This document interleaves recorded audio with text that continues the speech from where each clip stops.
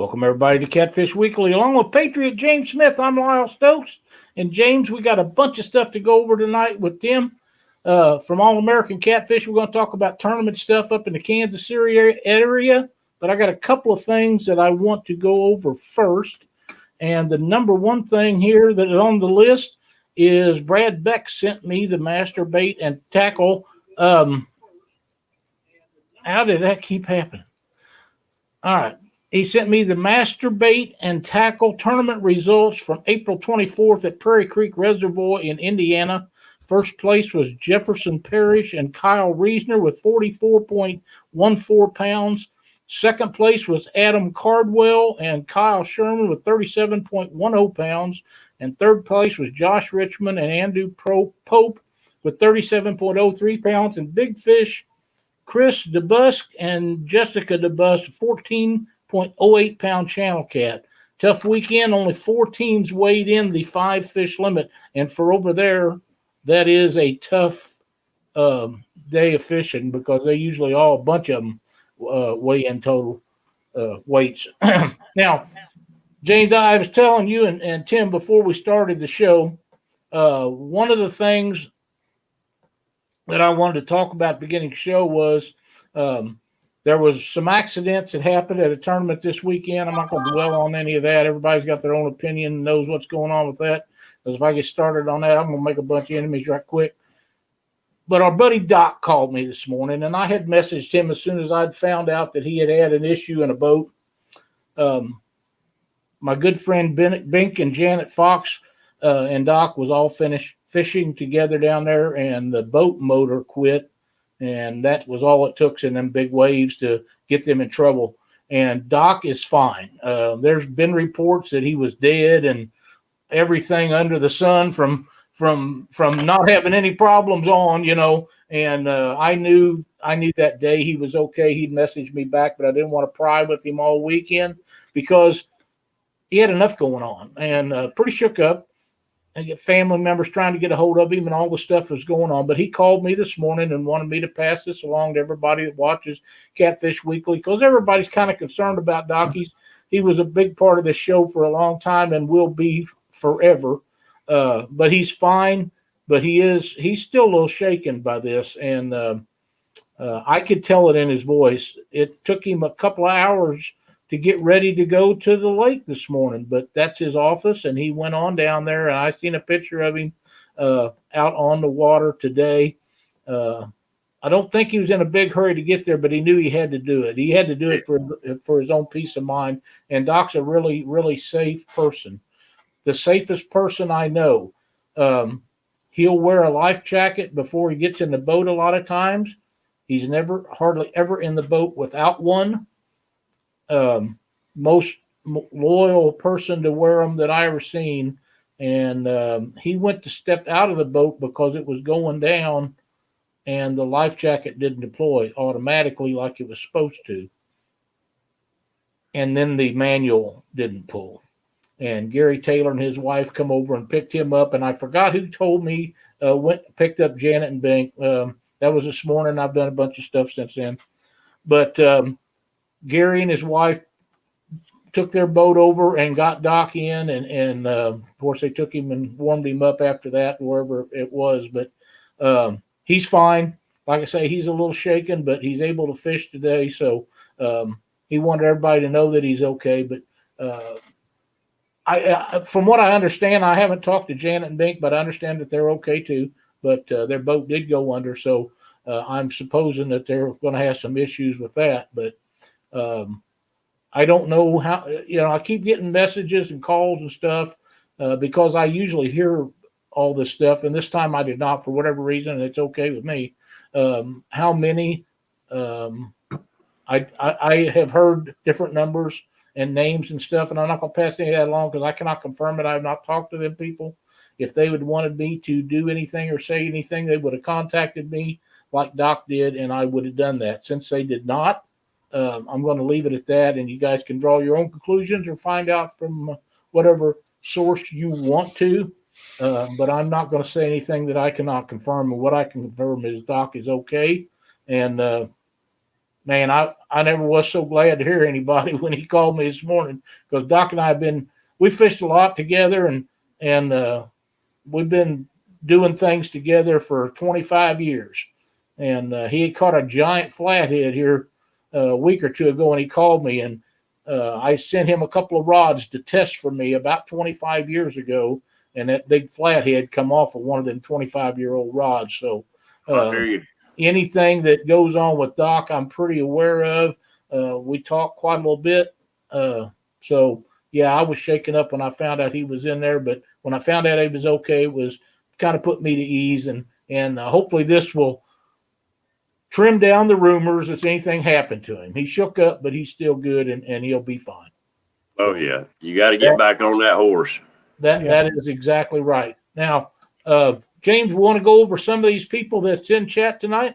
Yeah, and I see one that's in here that actually made the decision not to put their boat out in that tournament, and I salute them for that, and that's Miss Paula. Yeah, I agree. If you are not sure about the waters you're getting ready to go out in or how safe they are, better safe than sorry. Yeah, I agree. Period. You know, You can be the best captain in the world, and I'm sure that who Doc was riding with was a good captain, has handled waters like that before. Lots of but times. When a motor stalls and stops and you can't get it restarted, guess what? No control over the boat. Yeah, you're taking on water. Bink's a great boat captain. There's nothing he could have done about that and made it any different. So, yeah, I mean, the way Doc said, they put down the trolling motor, but it just could not handle the waves that was hitting them, and there's nothing you can do about it. Sometimes Mother Nature will whoop your tail. That was one of them. Best to make sure that your life preserver is going to be on and wearing it for the first thing, and that it works. I guess that's one of them things you just periodically just need to test it, make sure it works, have it recharged, or buy another one. But I'm glad everybody's okay, and that's the main thing. I just wanted to say that. So I see in two old vets, the Sonny Parker DMV, Brad Box, Mad Catters, Team Cross is in the house tonight. Mr. Philip Williams, Mark's in the house, Ernie Brown. Also seen Mr. Evans is in the house tonight. Lee Evans is laying up in the hospital. Lee, we thank you for coming in to watch us tonight. Absolutely. I hope you're doing better. It's I know that it's uncomfortable being in there, but there's worse things that could happen to you than being in a hospital. We're so glad that you joined the show tonight to see what's going on. We got Mo Creek Fishing, Mad Catters, Country Boy Catfishing, Sonny Parker, Fishing with the Chad, LG Bass, Twisted Fisher, Fishing TV, Greenwell, Palmetto Cats, Country Boy Ernie Brown, Fins and Fines, Creole's in the house, Junior Proctor, Blue Dog Fishing, my buddy. Man, I'll tell you what, I enjoyed so much visiting with Junior out there at your tournament. Fine gentleman. We had some great conversation. We really did. Mike Lewis, JP3 Outdoors. Dieter Melhorn's in here. Bless old Dieter's heart. Central Valley Adventures. There's a few in here that we just now starting to see some kind of fairly new channels. Want to be outdoors. Mike Irvin. Yeah. Uncle Lou. Good. There's a guy that's doing some stuff with planer boards and a few things. You guys need to check him out. Lee Reed's been in the catfishing industry a long time, and there's not a finer guy I'm aware of. DMV. Dale Hayslip. Oh, LG Bass, you got to meet him out there at the tournament too, didn't you? I do. I didn't get to talk to him, and one of the reasons is I didn't recognize who he was. Yeah. There's Miss D. She's in here. One Ton Fishing Club. Papa Ed. I say J-Dog. He's here. He's gone fishing. That's what it says, don't it? Yep. Yeah. But, yeah, we got a bunch of them in here, and I'm sure there'll be some more coming in as we go. Glad to have Ernie and Chrissy in here. Sonny said hello to all three of us, so that bless his heart. Want to be outdoors. Team Camo's in the house. All right. What's up, lady? Avid. I see Avid. There's Bottle Bobber from Kansas. Who? Bottle Bobber. from Kansas. That's a new one, isn't it? Britt Moore. That's Britt Moore he's one of our sponsors. Good guy. Great. Yeah, he makes a device that turns a bottle into a bobber. Pretty neat. Sweet. There is Sabrina is in the house, the winner of the tournament over the weekend, the Stay Up As Long As You Can Stay Awake tournament. I forgot what Kevin called that, but wow. Her and Stan, I don't know how they done it. I'd have been asleep. That's all there is to it. Well, you see what I was calling them, Team American Girls. Yeah. Because the other lady was right there beside her, even though her devices quit on her. He was right there with her, and that's great sportsmanship right there. Yeah, fishing. Yeah. Sure is. I'm glad Sharina's in here. I'd still be asleep if I was her, but that's just me. Oh, that's Team Sabrina that I'm seeing, not Sharina. Yeah. Sharina. Yeah. Yeah, that's Serena, not the other. Yep. So that's a new name. This is Sabrina that's in here with us, not Serena. Serena ain't in here yet. There's Thomas. Here's something that I have not seen. Steve and Rachel's house went up in a fire and they lost everything. Mike, if you can get the link to that stuff and please post it up. That's the first I've heard of that. That is a crying shame. Did not know anything about it. Steve and Rachel I met at Winter Blues on Wheeler a few years ago. Great people and been doing some great things for the catfishing world. So, yeah, I'm sorry to hear about that. I hope nobody was hurt. There's Ace Catfishing. Is he a rod maker? He sells import rods. Yeah. Okay, that's what I was thinking. One, from what I understand. Something about rods. I just couldn't remember exactly what it was. Yeah, pretty good ones from what I understand. Thomas Littlepage, welcome. All right. What do you say we talk some catfishing? Sound like a winner to me. Yeah, that's kind of what we do. Tim, welcome to Catfish Weekly, buddy. Hey. You had a great tournament over the weekend. Tell us how that went. So we, speaking, the weather and the wind, our first season opener was supposed to be a couple weeks ago at Cheney Reservoir. And that was going to be our season opener and kick it off. And we went all the way down, a few hours away from us and everything, drove down there, stayed the night. So did several other people. And the winds weren't forecasted to be that high. And that morning when we walked outside the cabin, we could hear the winds, just howling and the waves crashing down the lake. And so we made a couple phone calls to some locals that hadn't left the house yet and said, let them know what was going on. And we were trying to gauge what the forecast was going to be, and everyone's checking everything. Well, we ended up scratching our event for the sake of the winds and the water, or the winds coming out of the north straight down that lake and getting those rollers. And we decided it's not worth it, so we scratched it. So pounds, and their big fish was 70 pounds. So it was a good weigh-in. Yeah. The second place team had Joel Roberts, Forche, 98 pounds. Joey Caston, Senior, Junior, and Landon. They had 65 pounds. Fourth place had 65 pounds. That's Brian Britt and John Traeger. And Justin Thornton and Dwayne Buckridge, again, they held the record for our weigh-in at that location. And they had 60 pounds. So it was a good weigh-in on a tough day. The water dropped. The weather had changed during the week. The water had dropped on one river. The weather, took a dive, got colder. So, there's a lot of variables that really impacted how the fish are going to be active. But these guys know what they're doing, and they get out there, and it's a good time. And, we gave out a lot of prizes, some teams won some. We had a lot of last-minute sponsors like McAdams Construction. They jumped in right at the last second and said, hey, we want to put $250 more towards your big fish and youth angler. That was just a week or so before the event. So a lot of people got involved. Our normal sponsors, we got some new ones step up right before the event, like Wholesale Battery. So all these guys came together, and they're really getting behind the community. It was the news promoted the event locally. So it was a really good, for our first event of the year, it was great. you know, in that sense. Super. You know, We had one boat get beached on a sandbar. They just, you know, the water dropped a little bit and they just hit that and got stuck. And that happens from time to time. Yeah.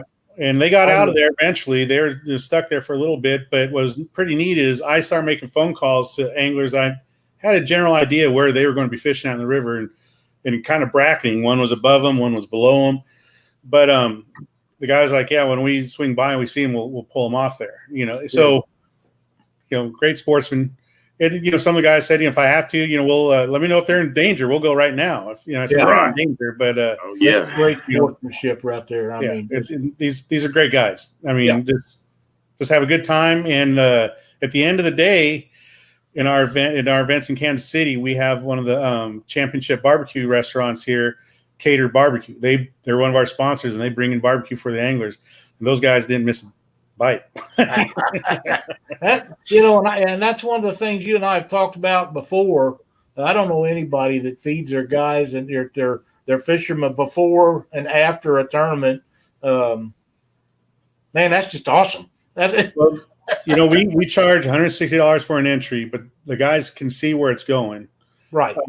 You know, and you know, we're not getting rich. I figured out I'm not going to be able to buy a Lamborghini after all after running tournaments. So really? There's that. No, it took me a few years, but yeah, I've kind of realized that now.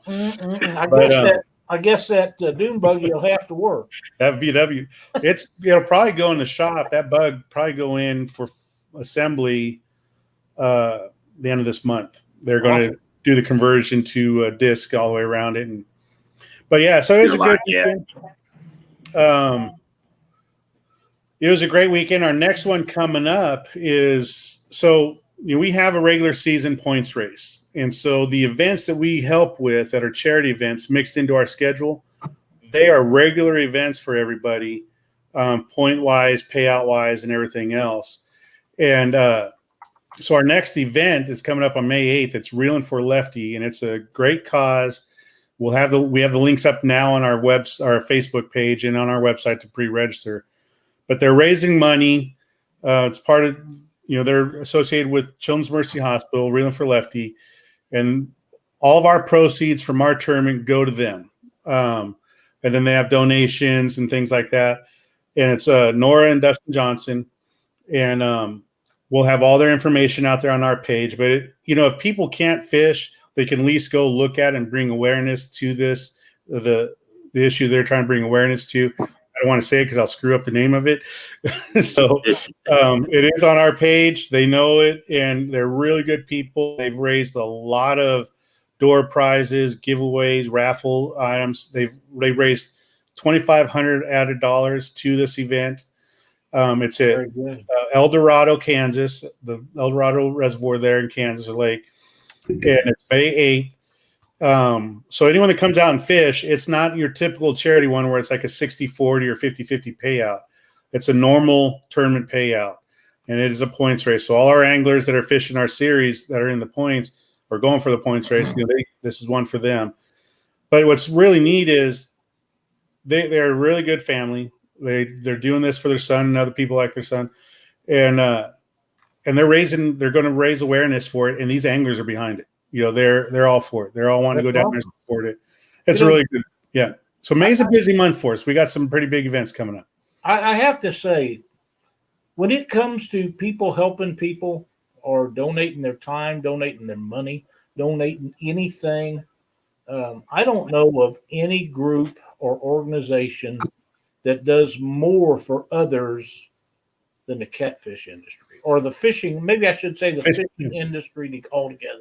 Because it's not just catfishing. There's bass tournaments that do a lot of that. There's a lot of crappie tournaments that do a lot of it. I'm not familiar with the guys in the walleyes and stuff like that. But I know it's insane.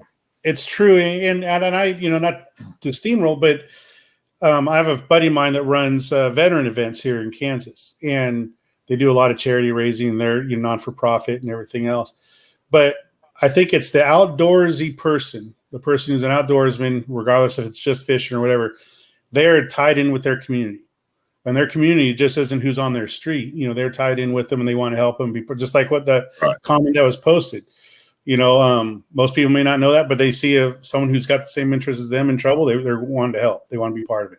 Right. At the end of the day, they want to help out and feel good about it and contribute to something positive. And that's what we see a lot of. It's really good. Cool. That's awesome. I did get a message. Some people are trying to join our membership thing that's at the bottom of the page here, and they're having problems with it. I haven't adjusted that or done anything to it. So as soon as the show's over, I'll take a look at that. And you guys come back if you're interested in it, and whatever it takes to get it fixed, I'll get it fixed. So you guys want to be members, we're happy to have you. But give me a chance to get done with the show, and after that, I'll see what it is. David Martin just said he put a 45 in the boat. Bless his heart. Awesome guy to visit with. I had a great time visiting with him and out there. But he likes to fish at night, and he likes to fish kind of by himself, but he can tolerate Jeff Anderson. Yeah. As long as he feeds him. Yeah, I was going to say he has to feed him. You have to feed him, though. You guys have a blast. So I think Jeff can get along with Tim. He likes feeding people, too. So man. Jeff and Tim would get along really great. So we got, we have the Reeling for Lefty coming up May 8th, and then our next one is another charity fundraising event. And it's a VFW Gold Star event at Perry Lake in Kansas. It's for raising money for again, it's a regular tournament for everybody else. It's the same payout, points, race, everything, whole 9 yards. But all our proceeds from our tournament series goes to the VFW post. And we have a headline sponsor, Boulevard Tires, that's added the first $500 to it. And that $500 goes to a scholarship. It's the VFW Gold Star Scholarship. And if people aren't familiar with that, someone who's got a Gold Star flag, it's that red flag with the white center and the gold star in it. That means they lost a service member, lost a family member while they're on duty in service. And so this is a scholarship program. The recipient of it doesn't have to necessarily be Gold Star. That's the name of it. They're just bringing awareness to that. But they apply for it. They get $500 scholarship applied to books or whatever. So we have our first $500 already, and the event hasn't started. But all our proceeds go to it, and they'll have they'll take donations too.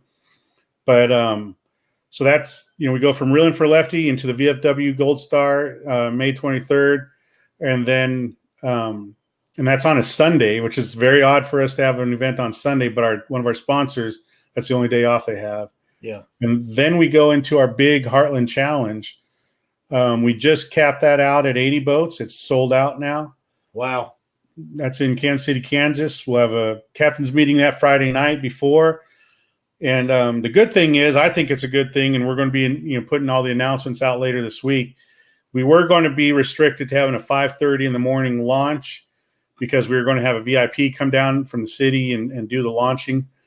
But we talked to them and said, it's better if you have better imagery, if you have that VIP come for weigh-in when there's big fish and things like that. And they agreed. They're like, yeah, we'll plan on that then. So that allows us to open up the park that morning about 3:30 in the morning. And as people check in, they can just take off. And that'll give them all their travel time. There's no bottleneck on the boat ramps. There will be because people will be in line waiting. Oh, yeah. But there's no idling around out in the river for an hour waiting for somebody to launch it. So get in the water and go. You get to your fishing spot in 10 minutes, anchor up and take a nap for a couple hours, start fishing later. Yeah, we'll talk to you after this show's over about some of the things that I'm looking for on my next tournament that you've already sound like you got a handle on some of those things. Okay. Yeah. So we sure will. So yeah, May's a good busy month for us. And that, 80 boats, I think that's the most Kansas City's had, at least that location. And we all know how catfishermen are with their boats and trailers. Parking is not our strong suit. Nope. And we're going to have assistance in parking, and that parking lot is going to be tight. It's going to be tight. But we already started talking with the other company behind us about their parking lot. The city mentioned it before. And I reached out to them today and talked to the manager out there, and we're going to be looking at their parking lot for some overflow. But that event or all these events, it's about having a good time. It's about being positive. We're going to make and Slaps Barbecue is going to cater for those 80 teams. So that's a pretty wild, Yeah. And, so we're, it's May's a busy month, and we're going to have a blast with it. We're going to have a blast. I have a question in chat. Fishing with Sabrina would like to know all of your benefit tournaments. Are they from boats? Yes, they are. Now, we honestly need to take a hard look at what we can do for bank fishermen. We've had the city ask us about that. Kansas City ask us about like a kids derby or just, bank fishing from certain city lakes and things. There seems to be a larger presence or awareness or request, I guess is the word I'm looking for. A larger request now for people who bank fish to have a tournament for themselves. And so we talked to some people last year and this year, the logistics of it, because we all know all our events are catch and release. So how do you do that on a bank side when someone's got a fish and then weigh them? It's just some logistics we got to take a look at, and it may not ever work for us, but it's worth us looking into. What I done, Tim, I welcome bank fishermen to this tournament, which is different because we didn't have a payout. Everything went to our charity. But I actually come in and built a big holding basket actually in the water itself. And we used a tagging system. So if they caught a fish, we tagged them, put it into the holding area. And actually what I used was that rubber fencing and drove stakes up in the water, wrapped that rubber fencing and I built it here at the house, and it had a bottom in it and also the fish couldn't swim out of it. And they just put it in there, tagged it. So if they needed to come cull a fish, they had certain colors. They knew that they could cull their fish from there, which we didn't have that many caught, but they had the potential to. We had, I think 6 teams, Lyle, 5, 6 teams. Yeah, something like that. And it went over pretty good. Now it might've got a little different if they would have been a bunch more fish caught. We probably had to have somebody down there to making sure that they wasn't culling somebody else's fish, but accidents happen. Yeah, accidents happen, but that's one thing you can look at, or bringing big tanks in, one of the two, because you will have there's a ton of bank fishermen that's in here that would get more involved, want to get involved, and have a lot to contribute. Why not work them in? It's an evolution, really. I mean, I was a bank fisherman, and me too. I still bank fish. What got me into boats was I went to this one lake, packed up my rucksack, I'm prior military, packed up my rucksack, grabbed my gear, and I took off. I humped in there and got to my spot. I'm like, man, I'm in a perfect spot. Threw my line out, and about 2 minutes later, like 5 boats showed up to that one freaking spot I was fishing. Like, God dang it. I'm buying a boat. Thank you, Lee. Yeah. So you didn't have a place to throw nothing out. There was already I threw it anyway, there. but I was like, I was like, I just humped in here, and these guys come cruising up in these good-looking boats. That's it. I'm buying a boat. That's it. Yeah. I got 2 boats, but I still like the nostalgic part of bank fishing. Well, I do. It's for us. When we used to bank fish, it wasn't just a couple guys in the boat. Because when you have a boat, you start restricting your audience really quick, right? Right. And then when we were bank fishing, we'd have a little fire going. We have the wives, people bring their kids out, our friends, we'd spread out along the beach out there or whatever. And it was fun. It wasn't so much we'd catch fish, but it was just being out there outside with everybody, having a good time. Yeah. You didn't care if you caught them or not. You was hoping you did, but if you didn't, you didn't. Yeah, exactly right. And it's hard, and I understand that sometimes you might have a little bit of a clash there, but if they are a logistical way to incorporate both worlds, I think it's a win-win situation. Well, I know some areas you might not be able to, simply because there's no places to bank fish. Well, in Kansas City, and some of the guys in Czech know us, and actually a couple guys that have won some pretty big events, we met them. They were bank fishing, and we just asked them if they want to jump in the boat. So that's a chance for them to get out there. But one of the things we do, my series does, and people fish our series, and when I say people fish my series, that doesn't mean they're exclusive to us. They fish all the series around here. Right, right. But the guys we know, I guess the better way to say it, We are pretty active in the community with some community projects going on. There's some bridge developments in the revitalization of the riverbanks and things that they're doing.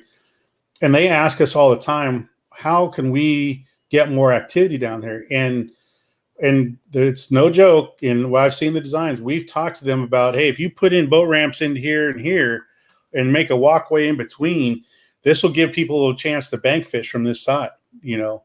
And you can build it in. There's locations that build in. They have these little cement pillars out there with holes drilled into them. You can set your rod in there.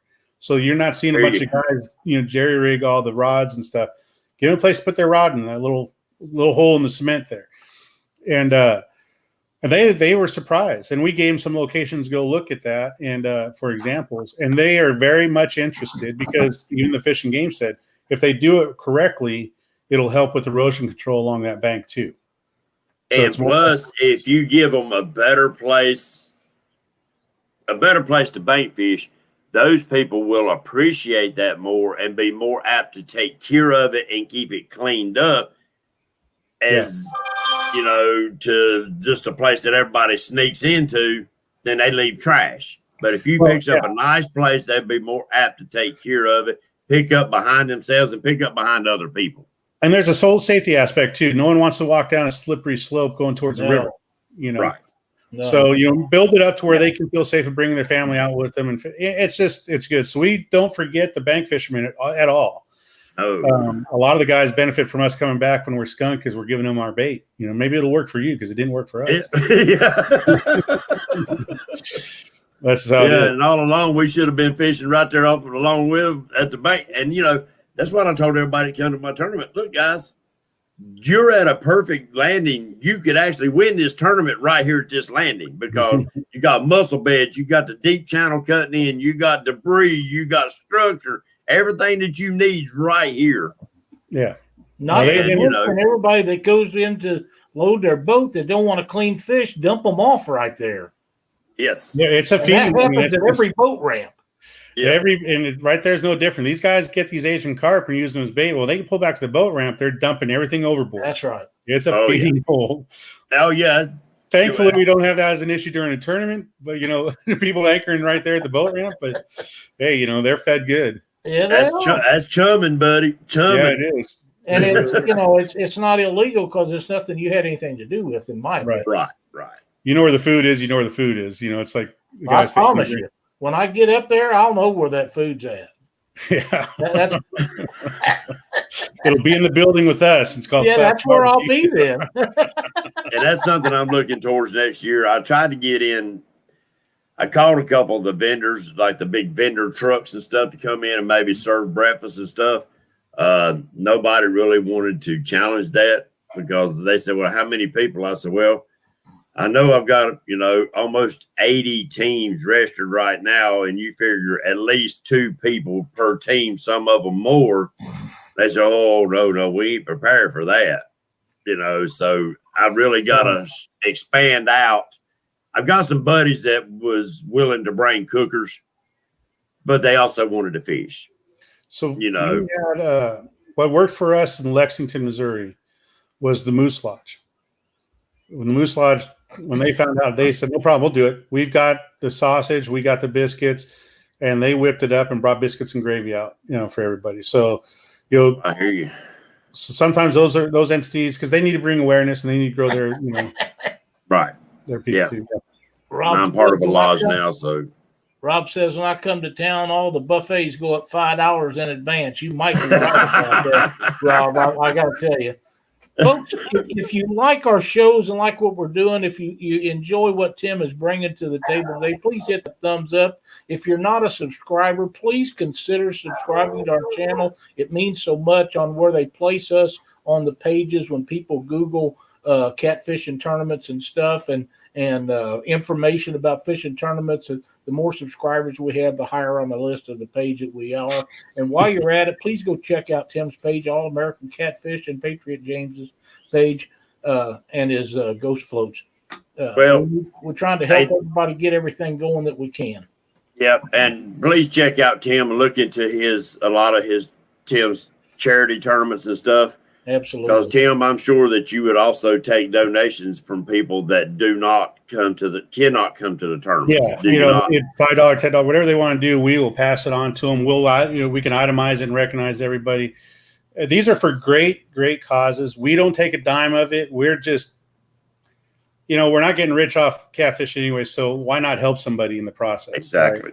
Right? That's extremely commendable that you would do all that work for nothing, just to help out an organization that's trying to raise money for themselves. We have fun with everybody. That's what James did. James done it for basically put his together for a year, but it takes a lot of time to do them tournaments of that magnitude, and we're glad that all you guys do that. Nora and Dustin Johnson, they put a lot of time. This is the second annual one. Last year was inaugural. They're doing it again this year. That's awesome. And they are on it. They've talked to a lot. And one thing about sponsors, they get beat up by everybody, right? They get saturated. But their approach and how they interact with sponsors, they raised a lot of good prizes for people. A lot of the sponsors, and we're going to announce them. We'll make a post for all those guys and get the word out there who's supporting them. So we would definitely take donations.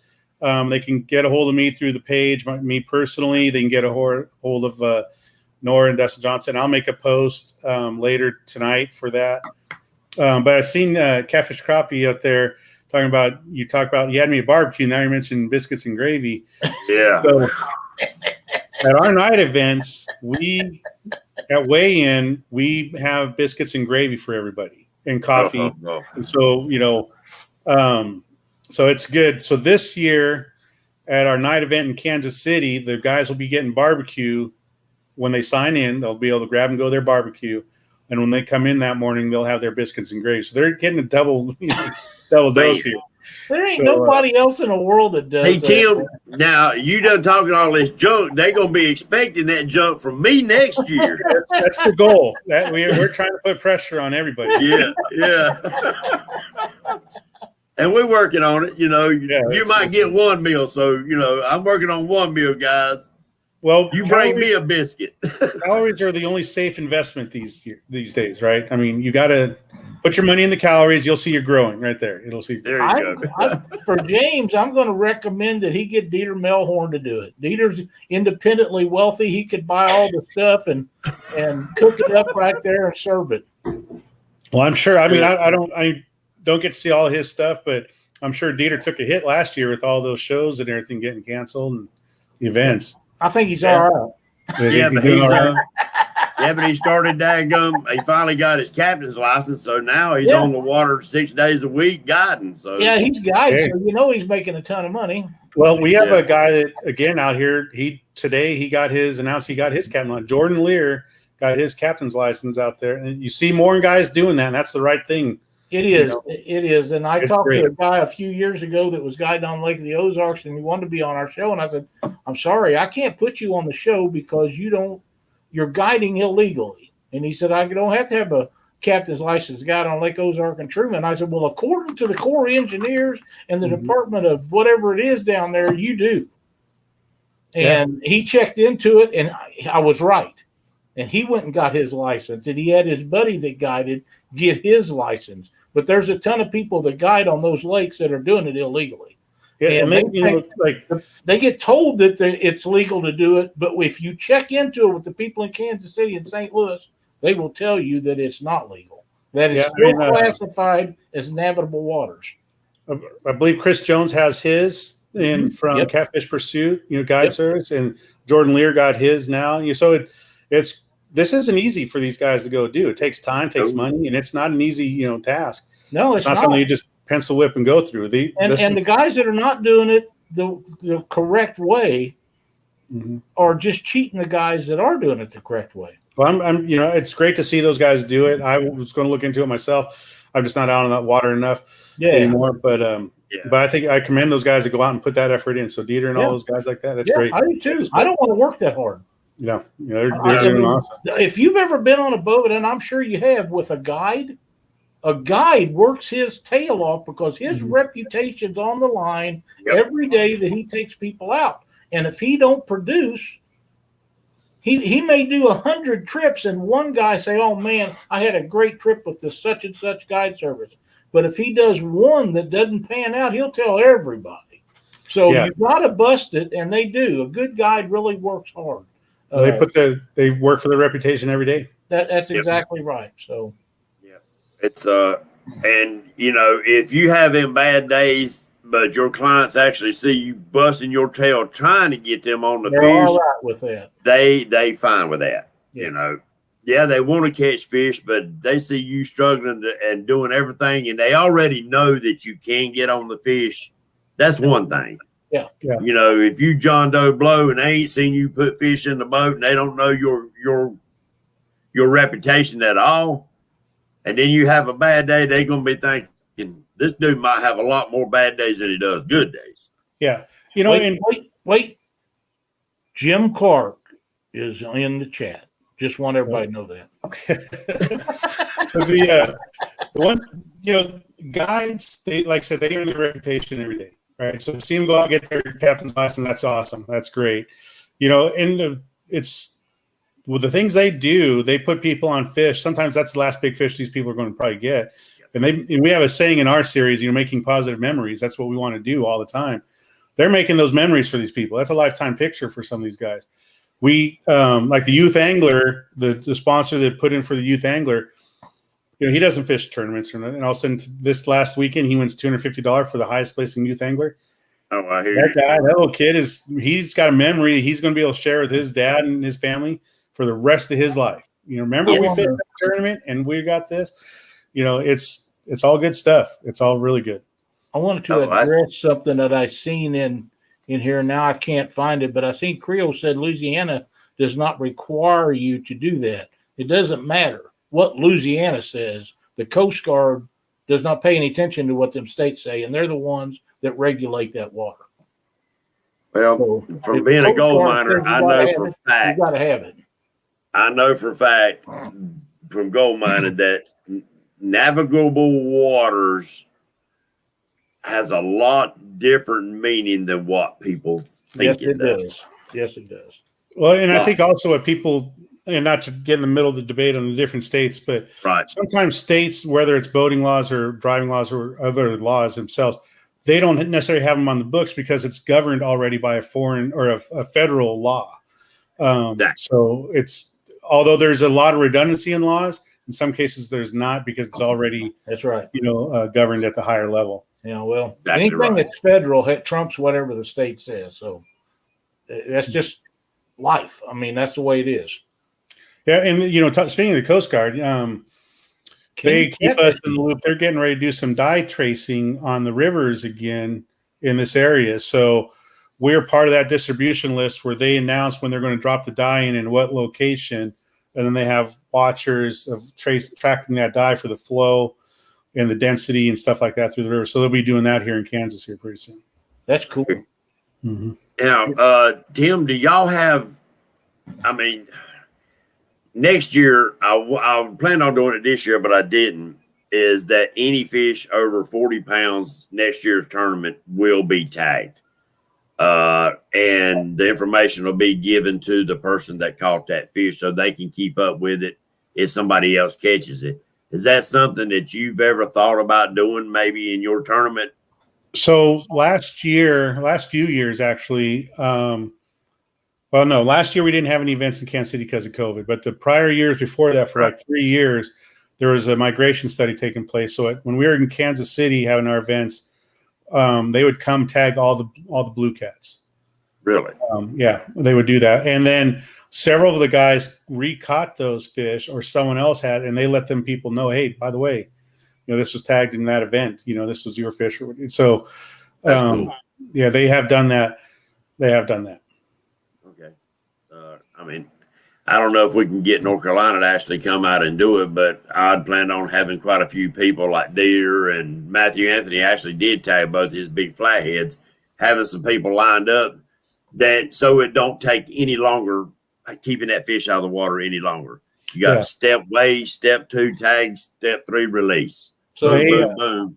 So they did ours. We had our weigh station, and then we did everything on our end, wrapped it all up, and set the fish down to be released. And right before they released, they set up their tagging station.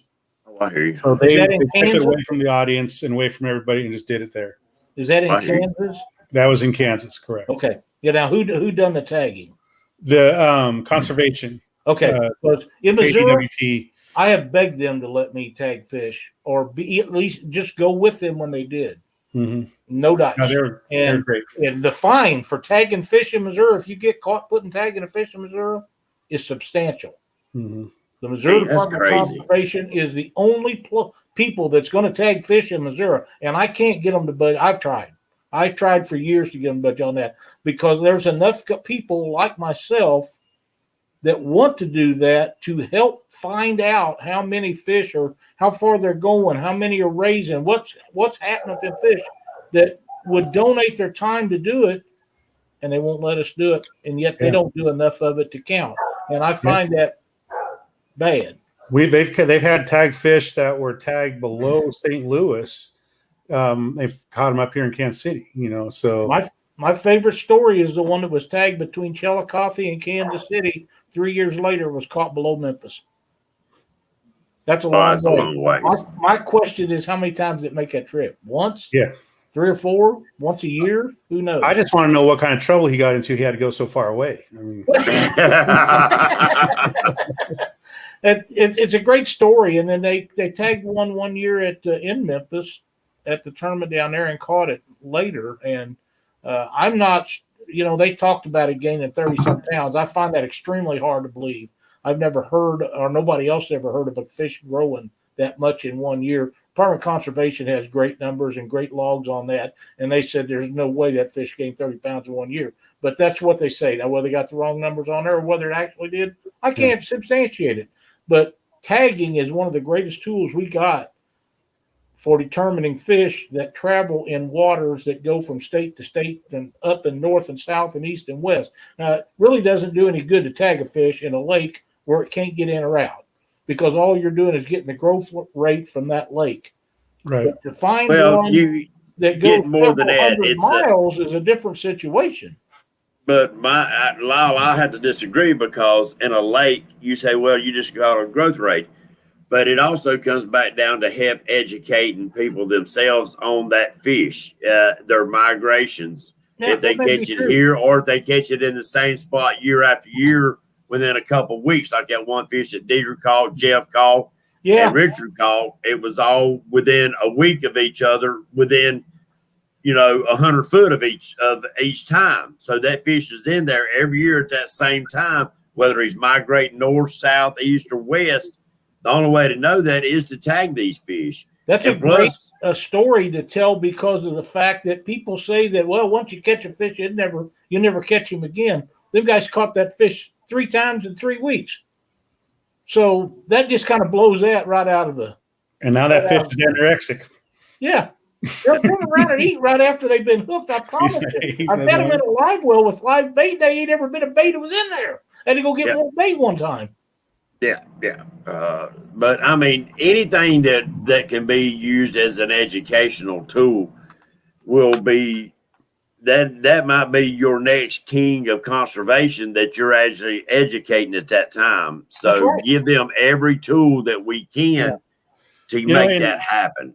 In government agencies, they're operating on a shoestring budget anyway. So a lot of times, a lot of times, and there's a lot of things they would love to do. Those conservation guys would love to do all kinds of things. It's just what they are able to do a lot of times. This was a part of a 3-year study, and it was part of Nebraska and Kansas and Missouri. And that person who did it, he was on his graduate program working with the conservation department. He was a member of theirs, and they did the whole Kansas lake or rivers and everything. But now he's down in Texas. So, oh man, that's too bad. Somebody here should have hired that guy. Yeah. So I mean, they're great guys, and so they're not giving up. We've been contacted by some down south by Wichita, like, hey, next one of your events, can we come out here and do this with you guys? Even though they do have controlled shocking and stuff, their reservoirs and things for testing. Right. It's a great sampling when you have an event. You have all those anglers there. You're finding out what they were feeding on, where they were at, and all that stuff. And so it's good. So it's it's not just my series. It's the series in Kansas and Missouri and Nebraska too, and probably Iowa. It's a series that are cooperating with the conservation guys that allows them to feel comfortable to come up and approach you about, hey, can we do this at your event? So that's great. We like that. We want that kind of relationship with them. We don't want them to say, well, you never want to touch the tournament guys. We don't want that. We want to work together with them. Well, and when laws need to be changed and things need to be worked on, they'll be more apt to be on your side than if they had to fight you. Yeah, that's why I'm a firm believer. A lot of influence for local laws come from local series, local recreational anglers, bank anglers, boat anglers. It's the local guys know what's needed in their areas, and I think that's why they should be involved. Yep, I agree. Yep. So, what other tournaments you got that you need to tell us about, Tim? So, so we have, like I said, we have Reeling for Lefty. The next three we have is Reeling for Lefty, the VFW Gold Star, and then the Heartland Challenge. And we'll, on All American Catfish tournaments, it'll be all posted this week at different times. But the one thing I want to really express out to everybody is last year we did the 2020 Tournament of Champions. So as long as you win money in a tournament that meets our criteria, and it's, fishing activity from a boat, 100% CPR, all the basic stuff, you had to have won money, not a gift card, not door prizes or anything. You had to have won money. You and your team are qualified to come fish or invited to come fish the Tournament of Champions. So all last year, it was open to anyone who fished any series that met that criteria. We put their name on a list. They get to come back and fish. So we did that, and it's 100% payout. It pays to the top 3 teams, and they have some really awesome trophies made and great payout to those 3 teams. But everyone they're competing against is people who've won money. So that competition is way up there. Competition, yeah. Right? And so, but it's for them. It's an event strictly for the anglers. So all through this year, no matter what series you're fishing, and it's on our page. The criteria is on our page. As long as you met that, and you started January 1st. If you fished an event and you won money in any tournament, send us a picture. Tell us what event it was, and if you want your name on there, just email us and say, "Hey, I won this money. Here's my picture. Here's the event dates, the details." We'll get you added, awesome. And then you can come out. What's going to determine the location of this event is what location can add the most money to it. So if Kansas City adds money to it next year, it'll be in Kansas City. If Perry, Kansas adds money to it, it'll be a Perry or whoever, right? Because we want added money to the event on top of being 100% payout. And it's for the anglers. And pretty cool. These trophies weren't skimpy little trophies. I seen the ones last year. They was really nice. They're nice. And so guys, it's for the anglers. You see it. You don't have to just fish our series. You could fish any of them, Alabama, Tennessee, Kentucky, California, North Carolina. If you won money in those, and you want to come out here and fish with us, it's 100% payout to the top 3 teams. And you're going to fish some competition. Yeah, it'd be stiff. And the fishing in the Kansas City area has improved in the last 10 years like nothing I ever seen before. It's good. There's good fishing. I mean, it's fishing, so you got your good days and off days. And sure, that's on any river. But I mean, let's look out here. I mean, we had big fish with 70 pounds on a 8-hour tournament, and when the weather dropped, the temperature dropped, and the water level dropped and everything. So how that does for the fish bite, and they still brought in some awesome fish. Yep. So yeah, there's a lot of fish here, and if one's not working, go after the channels. If the channels are biting, you fill up your 5, go start calling, getting some blues. There's good waters around here. Kansas and Missouri in this area is a great fishing destination. Like we have another series out here, Catfish Chasers. They go up to Calamus in Nebraska, and everyone loves that. Everyone knows that location. So there's great fishing in this region. A lot of the anglers here head south, head east to do a lot of their fishing. We want to make it to where they can have a place to come to also. So that's the Heartland Challenge. $10,000 added money to the Heartland Challenge Memorial Day weekend. We capped that at 80 boats. It's sold out. So $10,000 added to the pot. You know, it's a big payday for somebody. That's exactly right. You know, it's about $7,200 for first place, I think is what it is, and pays down 9 spots. So we have skunk bucket. We have a lot of prizes. It's a good time. Yeah, there's good fishing out here. There is, and that would be a good one. Even if you didn't want to get a notepad. If you just wanted to show up, that'd be a good one. Yeah. It's you know, just, and that's the thing. There's a lot of series in this area, and we help share those series information on our page. So if someone can't necessarily come to our event, there's probably one that's on our page on our website. If you go to allamericancatfish.com, there is a other series and events section there on one of the pages, and you can see a calendar of what's going on. You know, and the other thing we do in our events is if you're flying the American flag on our boat, you have to tell us a check-in so we can mark your paperwork down that you're flying the American flag. And it's got to be flown. It can't be a sticker, you know. Yeah. It's got to be flown, and so we can see it. And then at the end of the weigh-in, or we pull one paint stick out of that group of people who are flying the American flag, and they get a free entry to the next event. Right. That's my tournament day was required to fly American flag, or they had to go to Walmart. There you go. That's a great thing. I think that is we keep on the truck. Cindy does. I mean, it's just the way it is. I'm funny about that, and I know James is, and I know you are. From being in the military. I got 2 in my truck and 1 in the trailer, and I keep telling everyone, if you don't have a flag for your boat, I will lease you mine for $499.99, and won't pick me up on it yet. So. Yeah, I had a guy pick me up a whole pile of them, even though there's the ones with the little dowel rods. At least they would have had a flag on their boat. I said, now you got to tie it at the top and the bottom because the wind will break them little dowel rods. But, you know, at least you'll be flying the red, white, and blue just in case they showed up without one, you know. There's a cool little video. You've seen Bottle Bobbers on here, Britt Moore and Matt Moore. We're in their boat, and they're heading up the Kansas River, and they got that big old freaking flag flying off the back of their boat that morning, you know, still nautical twilight there. And the flag's flying, and they're flying, and a little rooster tail. I mean, that's what it's about right there. That's right. Buckeye said that if you didn't show up, I'd sell them one for $100. They're talking about me. Tim, tell everybody how they can get in touch with All American Catfishing and find out about your tournaments. If they have any questions, how they can get a hold of you and get them answered. So it's allamericancatfish.com is our webpage, and you'll see events there and how to register. And you see the VFW Gold Star event. It's a separate page on our site. And you can register those.